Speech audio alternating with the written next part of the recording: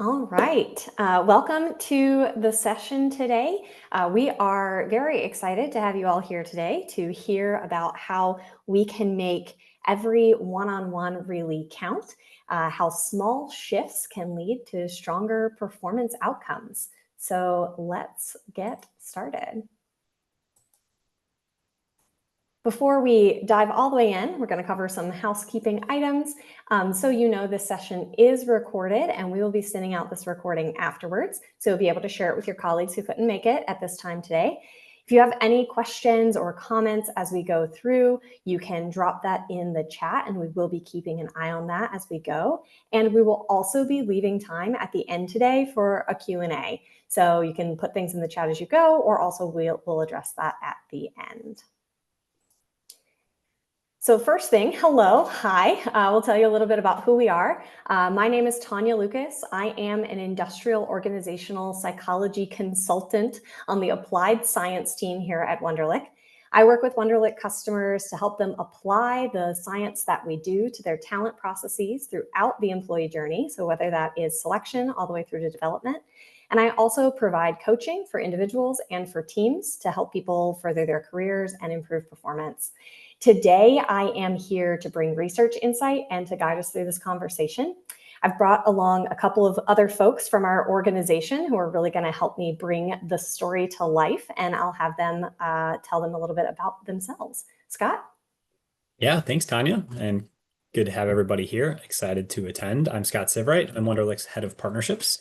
I often laugh because partnerships can cover a broad range of topics, but here at Wonderlic, it means that I work closely with all facets of our sales teams, our revenue organizations in a number of ways. And that includes making great use of our own development platform internally with our reps. And so great perspective to share there with respect to how that impacts one-on-ones and some best practices. The other thing I think is quite relevant is as a head of partnerships, I also work quite closely with a number of coaches, consultants, leadership development professionals on how best to deploy Wonderlic Develop and the platform to train managers to get the best out of their employees and their teams. So I'm hoping to bring a lot of experience as it comes to managing and leading BDR teams, sales teams, account executives, account managers, inside sales, and really kind of represent that sales voice of making it real for you all with respect to best practices and one-on-ones. Tim. Great.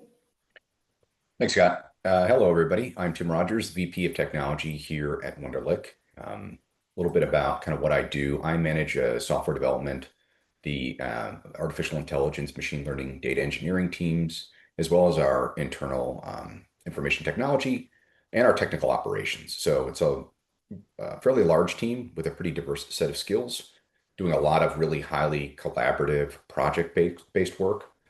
Today, I'm excited to talk about not just some of the topics we have related to being an effective manager as it relates to one-on-ones, but also to share some insight on how I've used Wonderlic Develop, which my team also develops, to take on a new responsibility for AI and machine learning team earlier this year and how that made me more effective. Excellent. Looking forward to a lot of perspectives today. Thanks, guys. Okay, so let's dive in. We'll start by showing you an agenda and what we're going to cover today. So we're going to dig into the truth about one-on-ones. We're going to really clarify and define the real problem. We'll talk about how one-on-ones get you results through the why. And then, of course, we're going to get into some tactical advice from the science and share lots of real-life examples on how we see this being done. Like I said earlier, we're going to wrap up the session with a Q&A. So that we have time to address any questions. So let's go ahead and dig in. All right, here's what we know. You are already doing one-on-ones. You're dedicating a huge amount of time to meeting with your employees. We know that it is the primary way that folks are communicating with their direct reports. The time is limited, and we also know that it's absolutely critical. So what we want to answer today is how we can make the most of that time without adding anything more to the plates of our managers. How can we help our direct reports really get what they need, get engaged, and then, of course, get things done? We can do this by taking advice from meeting science, by listening to the science of engagement, and also borrowing some skills from the coaching space. Even experienced managers often face challenges in making their one-on-ones consistently effective. So let's define the problem. In a recent Fast Company article, Dr. Steven Rogelberg, a leader in IO psychology, says that his research shows that roughly 50% of one-on-ones don't deliver value. Both managers and their direct reports are saying that one-on-ones are falling flat. They don't build relationships, they don't build momentum, and they don't build clarity. And even worse, they can cause dread and confusion. Even though we all know that they're important, they're falling short when it comes to delivery. Have you ever been in a one-on-one, either delivering feedback or receiving feedback, only to hear or find yourself saying the dreaded phrase, keep doing what you're doing? Our middle or even top performers can find themselves in this space. And where typical tactical one-on-ones can be great for addressing acute performance issues, it leaves everyone else in a gray area, not getting any clarity and direction on, honestly, either side. I'd love to hear from a leader that we have on the call today to see how this plays out. Tim, how have you seen this happen? Yeah, thanks, Tanya. I'll talk more specifically from the person administering the one-on-ones as opposed to being working with my manager. But what I wanted to talk about there is just to remind folks what I mentioned just a few minutes ago. I manage technical teams, and those technical teams are machine learning engineers, data scientists, system administrators, quality assurance individuals, software developers, technical administrators. It's a large and rather diverse set of skills, and it has people in different stages of their career as well. So there's not necessarily a one-size-fits-all approach to the types of things that you are discussing in these one-on-ones. But what I found in my career, for the most part, that technical people are really motivated by mastery. They want to learn new skills. They want to solve really complex problems. They want to have access to training, and they want to have access to be able to advance those skills.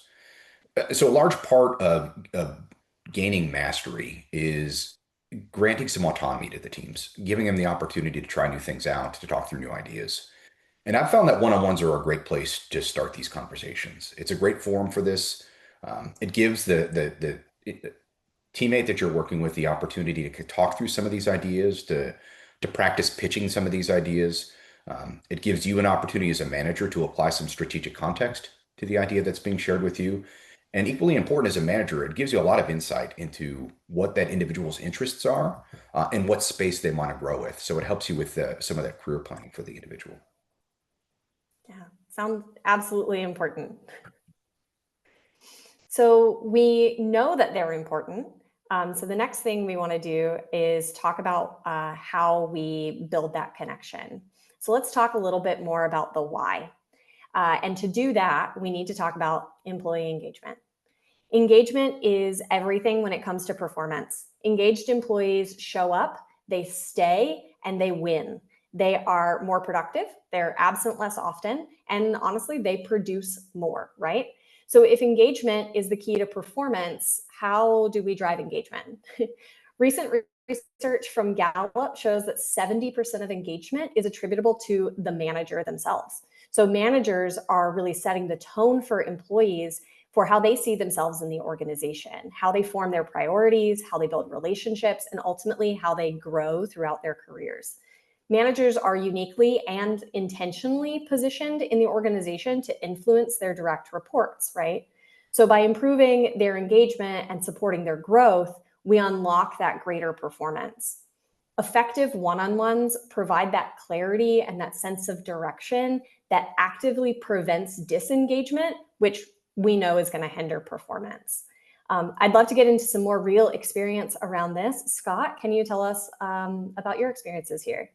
Yeah, thank you, Tanya. That's the engagement piece is just so important, and it's funny. I've had a lot of experiences both as kind of an early career sales manager where I was definitely doing it wrong, and I saw the impacts of that, as well as times where I feel like I've really been able to drive some meaningful engagement on my team. And I think the early career piece of it was really stemming from a place of, I was taught that one-on-ones, you have your agenda and you get your updates and you put your updates in and you go about your day.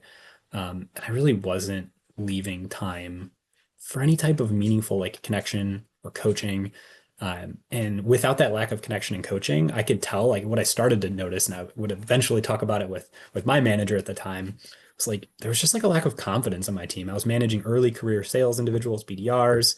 Um, they're overwhelmed, right? Like what sales individual doesn't have a sense of being overwhelmed at some point in their career, a lack of unsure of like which KPIs really matter, or am I performing well, am I not?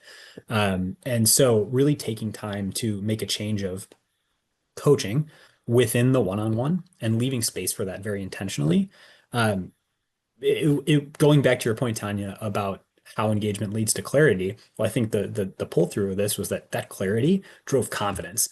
And the confidence that I saw with my reps of actually like charting their own course rather than just like checking in, was super empowering, both for me as a manager and also for the reps. And so that's just one example of how I've seen that level of engagement just have a direct impact on like having actual intentional time for coaching and development in your one-on-ones every time. Yeah, that's a great story. Thanks for sharing. Yeah. So now we really want to get to what did we do, right? So we know what is happening and we know why we need to change it because it's so related to engagement through to performance. So what we want to do now is take some advice from the science. What are these small shifts that give us those big impacts that we're looking for? The first thing that we want to talk about is cadence. When are our one-on-ones happening? How often? How long are they? Some of these answers are actually going to come from your organizational ideals, but there is a research-backed way to think about these questions as well. So the first thing, no matter how long they are or how often they are, is that they should be consistent. Employees and managers both need to know when to expect these meetings, and they need to happen on a regular basis.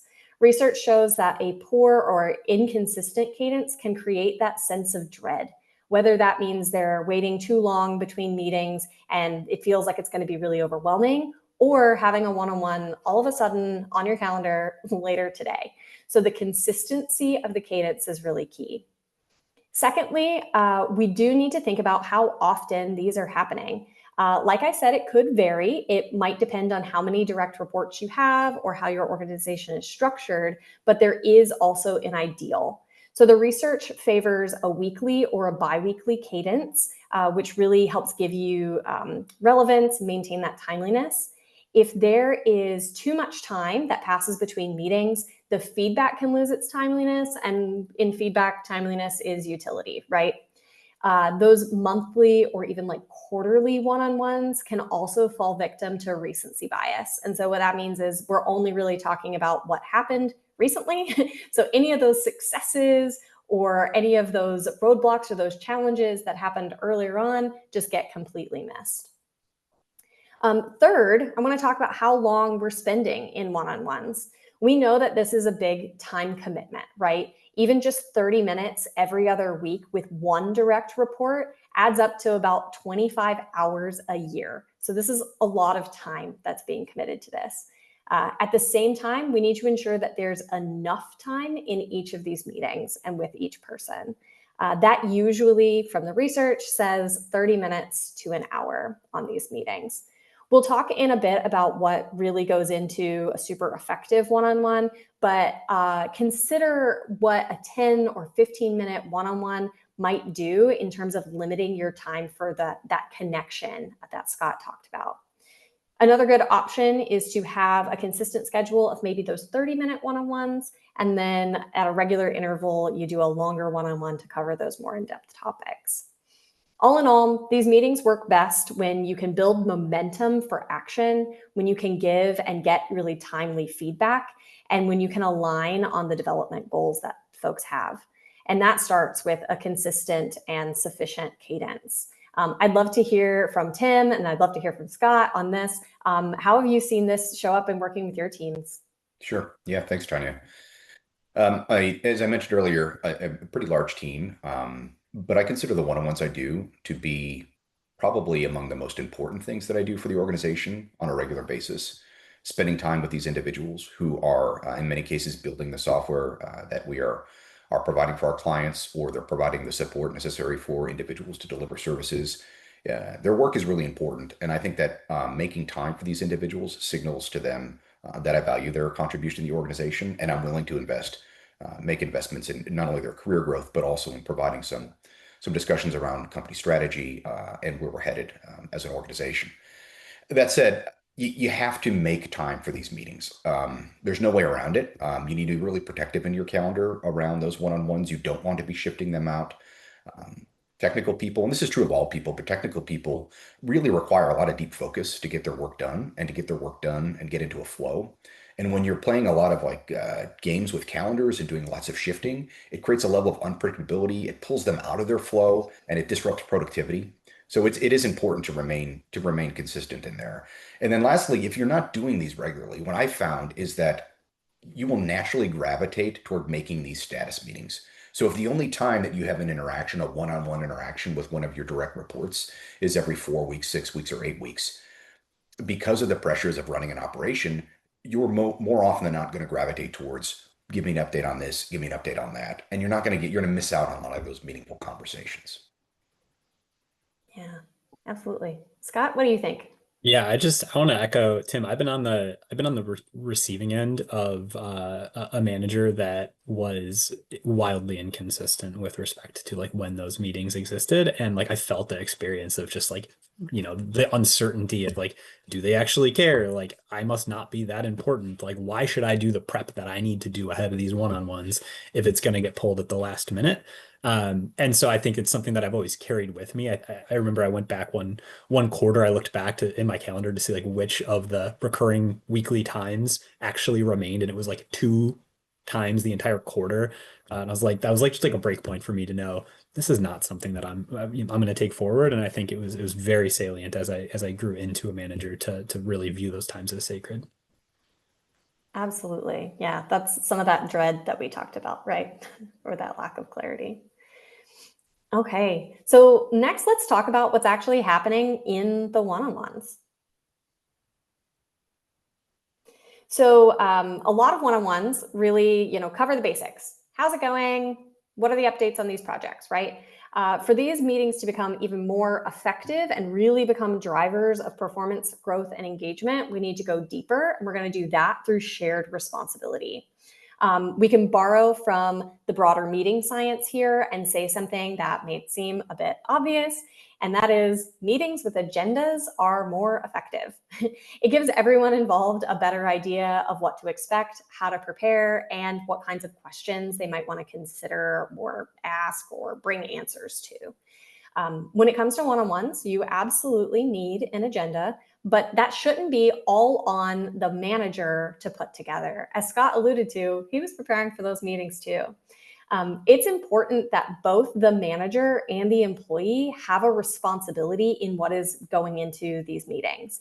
And building a shared agenda means that everyone's questions will be answered and we all know what to expect when we come into that. It also builds engagement and builds buy-in on both sides of the table. Don't be afraid to ask your direct reports to contribute to the plan for every single one-on-one. At the same time, there's no need to completely reinvent the wheel with what happens in these meetings. There are some standard outlines that can be a great basis. So we know that a great one-on-one always covers a few things. It covers that time to connect. It covers critical updates and announcements. There's absolutely time for celebrating wins and successes and talking about challenges or roadblocks. There's always a little time for a focus topic, which can rotate. So one-on-one, we might talk about a new organizational priority and how you contribute. Next time it's a specific development area. Sometimes we're talking about career growth. They always have time for mutual feedback. So feedback is a two-way street. And then, of course, you've got to end with action items so everyone knows what they're responsible for and what they're doing. I mentioned it when we talked about timing, but it is incredibly important that you build connection and relationships in these meetings as well. And that means actually spending the time to do that. That might be 5 or 10 minutes at the beginning of every meeting or wherever it fits in nicely. But spending 5 to 10 minutes in every meeting talking about non-work related topics.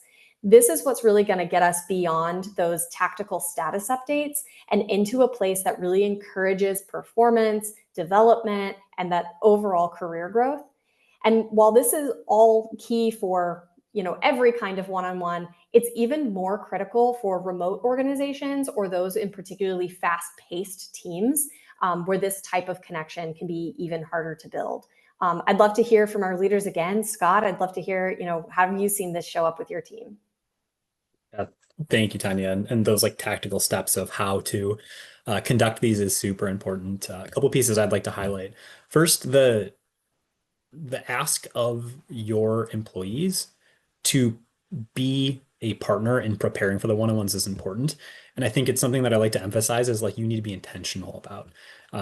As a sales leader, I've always said that your most valuable resource is time, meaning that, as I'm training individuals to understand how to time block and spend their week doing all of the things they need to do to hit their numbers from a sales perspective, oftentimes, preparation can fall by the wayside because you're going back to back, you're booked with calls, and making sure that I'm making it clear that it's expected to come prepared with what you want to discuss, a potential call or two that we should think about the objections that you faced and you want some feedback to role play on.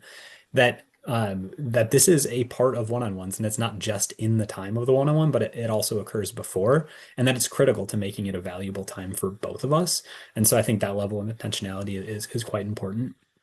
A second piece I'll just share quickly is that using some type of tool to make sure that there's sort of a common thread between the weekly one-on-ones, right? And so having access to whatever tool that you have available, whether it's tracking your goals and making sure that there's a level of like going back to goals from before, using a tool, in our perspective at Wonderlic, something like Develop to create an awareness of what you could be building proficiencies for, and we'll talk about that more later, is just going to be critical so that they can't be these like unique one-on-ones that happen one week and then the next one is entirely different, even if it's the same agenda. Like there should be some pull through across the time. Yeah. Tim, how about you? Yeah, thanks, Jenny. I want to piggyback on something that Scott said that I think is really important. And it's about the consistency in the way that communication is tracked over time in those one-on-ones. I think that's really important because I think for many staff, they will get into a one-on-one meeting and it feels like they're having the same meeting, the Groundhog Day kind of meeting over and over again. And even worse, that there are no action items that come out of it. And we'll talk a little bit about Develop later, but like the Action Planner is a great tool for doing precisely that, doing something actionable. Since so much of my team's work is project-based, if you don't prepare on both ends and send out agendas in advance, it is really easy for meetings to become tactical and statusy. It's really easy. It's very comfortable for folks. It's something to resort to very quickly. We already have meetings for those. The one-on-one time is specifically for that. It's one-on-one. It's between me and my direct reports to talk through many of the things that Tanya just mentioned above. So I think making sure that you have those bullet points sent out in advance, it allows me, it keeps me honest as a manager too, to make sure that we're keeping those conversations more strategic, more based on more critical issues happening within the organization. And then as far as the meeting structure themselves, I find it helpful and valuable to give my teams some updates on kind of how I'm spending my time, on where I'm focusing my energy. One, I think it's good information just to exchange with your direct reports, to give them that visibility. But also, I think it helps create an environment of psychological safety, especially if there are examples of things that I'm working on that maybe I'm struggling with, or issues that I'm running into that I'm not necessarily getting the results that I want. And then I think lastly, you need to demonstrate that these individuals matter to you as a person. And the one-on-one is a great opportunity for it. Tanya mentioned spending a little bit of time on some non-work related topics to build some of that trust. Get to know the people on your teams, get to know them personally. I've got one person on my team. He's an animal lover, and his dog is terrible in thunderstorms. She's terrible, or with fireworks. So when we have one-on-ones after the 4th of July or after a really big thunderstorm here, I'll ask him like how his dog did during it. And it's simple things like that to demonstrate that I care about some of the things that he cares about. or it doesn't even need to be pet related or anything. I mean, it can be just as simple as if you shared plans about going to dinner at some restaurant with an individual with your team. You follow up on it the next time. Find out how that experience went for them, and just show that you care. Absolutely. And that is such a good segue into the next piece we want to pull from the science. And that is, you said it, psychological safety. Anytime we're talking about relationships at work, we are talking about the importance of psychological safety. So whether we're building a high performing team or supporting our top performers, or we're talking about managers in their one-on-ones, right? This comes up. Psychological safety is that sense of confidence that you're not going to be embarrassed or humiliated or punished if you speak up or ask questions. And having this freedom really opens the lines of communication and feedback. It brings, like Tim was talking about, really brings a sense of authenticity into the conversation. And it helps you do more in your one-on-ones with less time, because you are not going to get trapped in that feedback loop of everything's fine, it's fine. It brings in that sense of honesty. So how do you build psychological safety? Tim's already given us a couple of ideas to think about, which is wonderful, but there is a ton of research on this topic as well. It has been a hot one for the last couple of years, and with good reason. And so the advice can be pretty straightforward. First, like Tim said, remembering that every person really wants to be seen, heard, and respected. And we can do that through listening with empathy and intention, through communicating authentically, being kind and supportive, demonstrating that vulnerability, modeling transparency. There's lots of ways to get started. And even just having these consistent and collaborative one-on-ones is a great start down the path of psychological safety. Tim and Scott, I would love to hear from both of you. What's one way that you've worked to build psychological safety in your one-on-ones? Sure. I can go first, Scott, if that's all right. So one of the things that I like to talk to my teams about when we're building software products or we're supporting our businesses, we're not trying to be perfect. We're just trying to be better, right? So building an environment that is built on continuous improvement, that's built into our processes and how we build software, but carrying that forward into those one-on-ones to talk about times where maybe we didn't have the outcome that we wanted to. And rather than focusing on the root cause of the outcome, again, plenty of mechanisms for that. We talk instead about what are the opportunities to be better? What are our opportunities to improve? And sometimes that is something as simple as just increased communication. Sometimes it's something more complex that needs to get done. Regardless of what the action is that comes out of it, there is an action that comes out of it.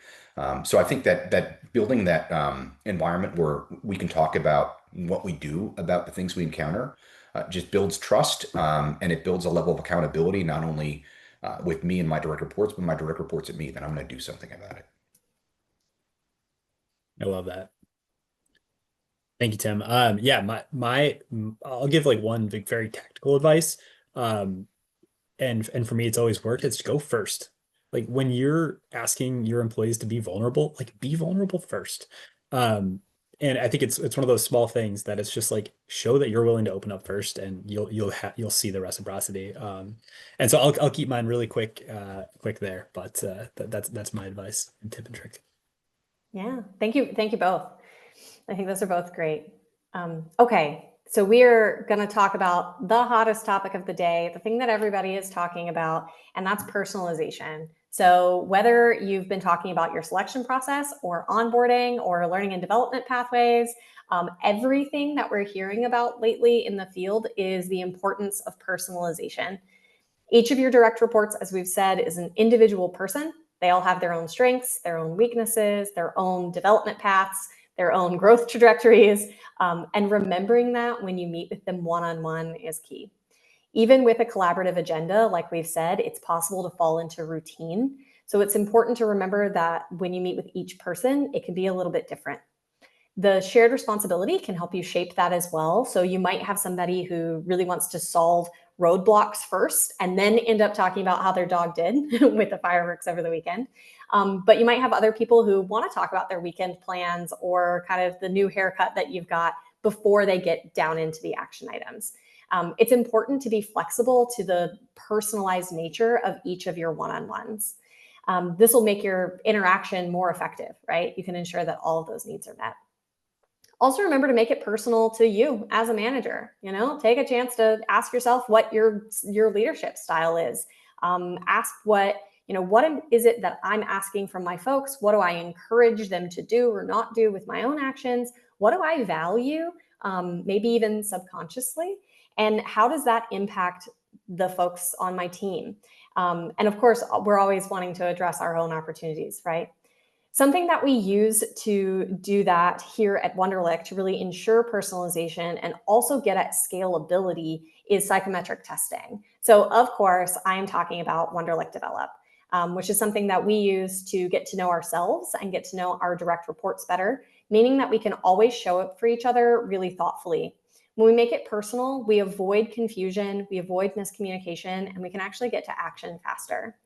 This is also an area that we have research in. Our research shows that 77% of employees who have taken Wonderlic Develop are excited and want to share their report with their managers.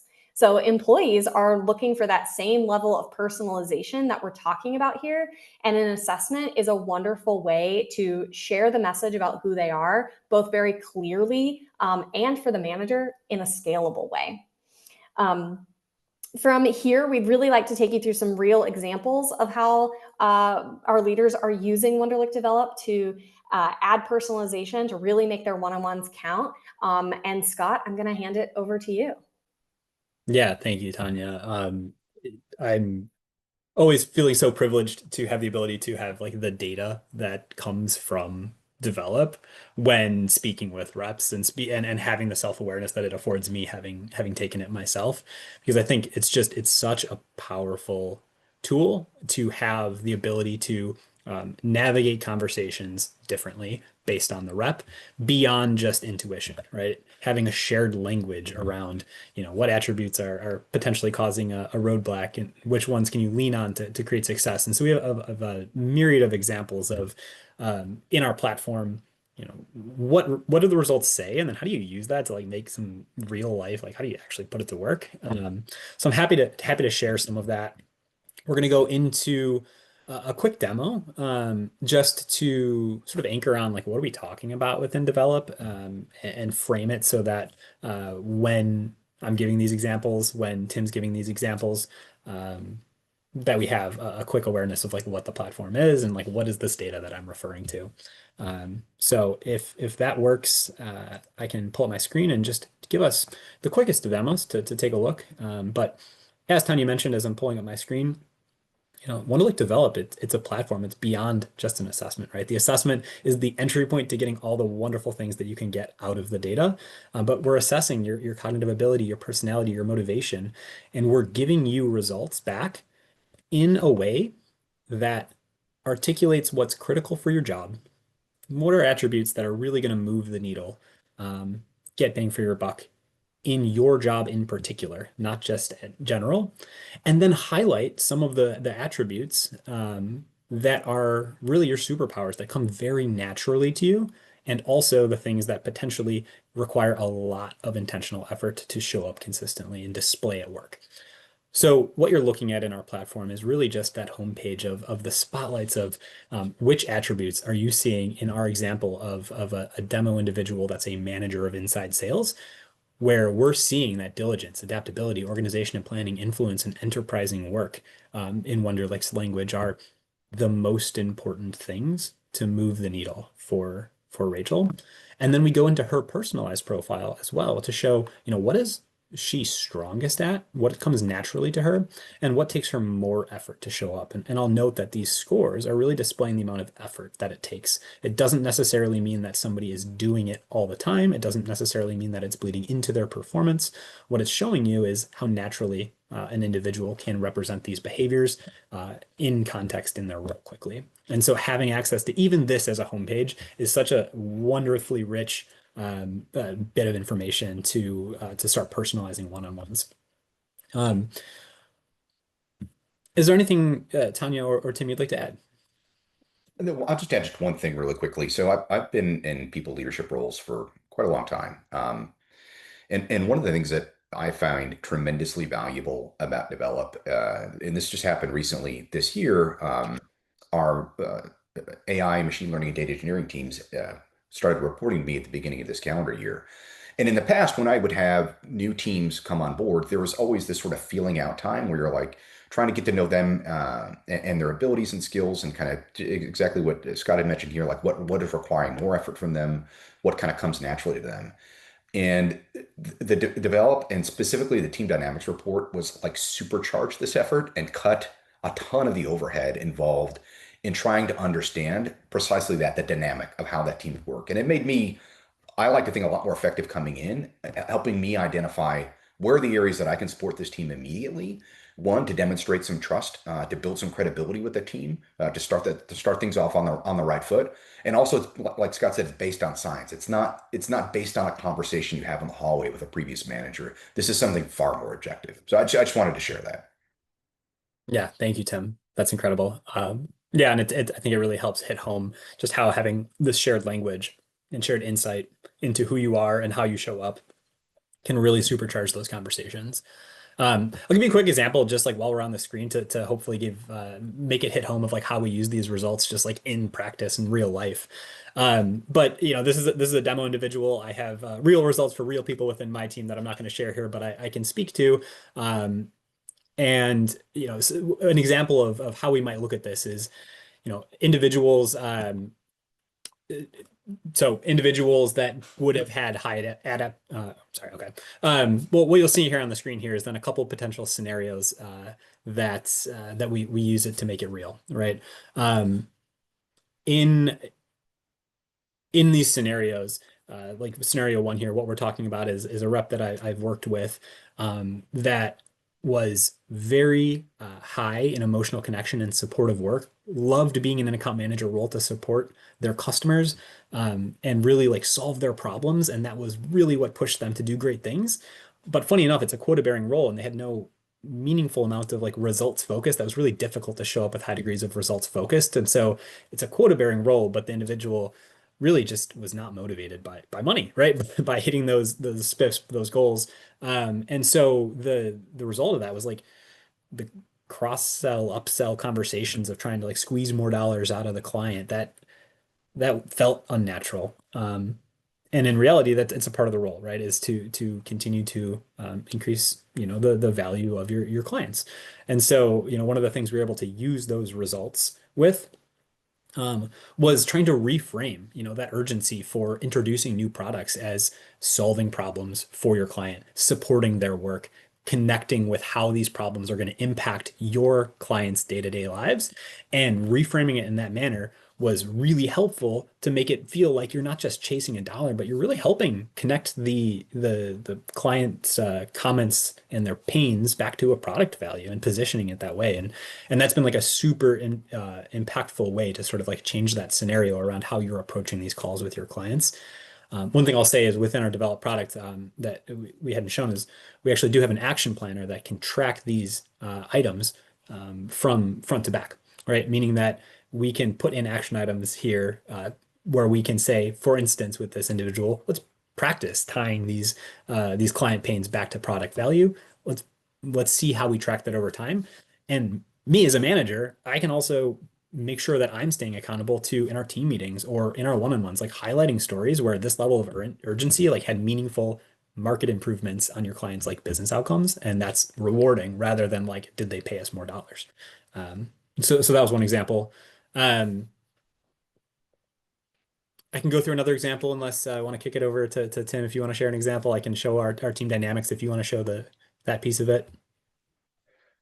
Yeah. Why don't we jump into team dynamics? I just want to make sure we leave enough time for questions. So yeah. Yeah, let's do that quickly.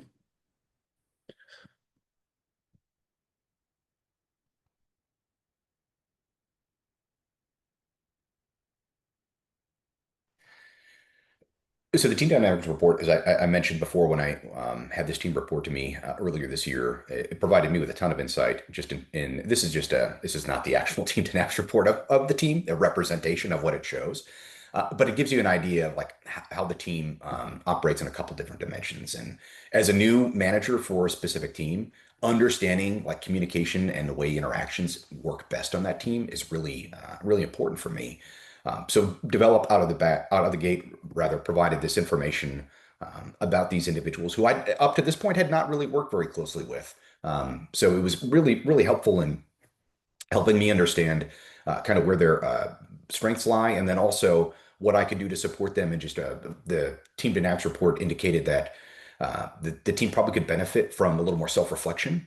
So I baked that into my check-ins with individuals, my one-on-ones with individuals, more time for self-reflections about decisions that the team was enacting on, or things that were coming down the pipe. So just an example of how I baked that into the one-on-one process. Yeah, I love that. Thank you for sharing.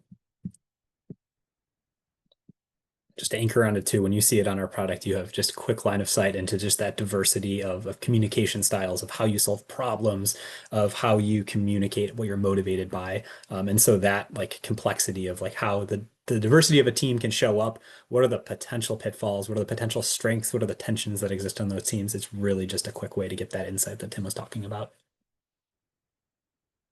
Absolutely. That word scalable, right? Lots of information in a little bit of time.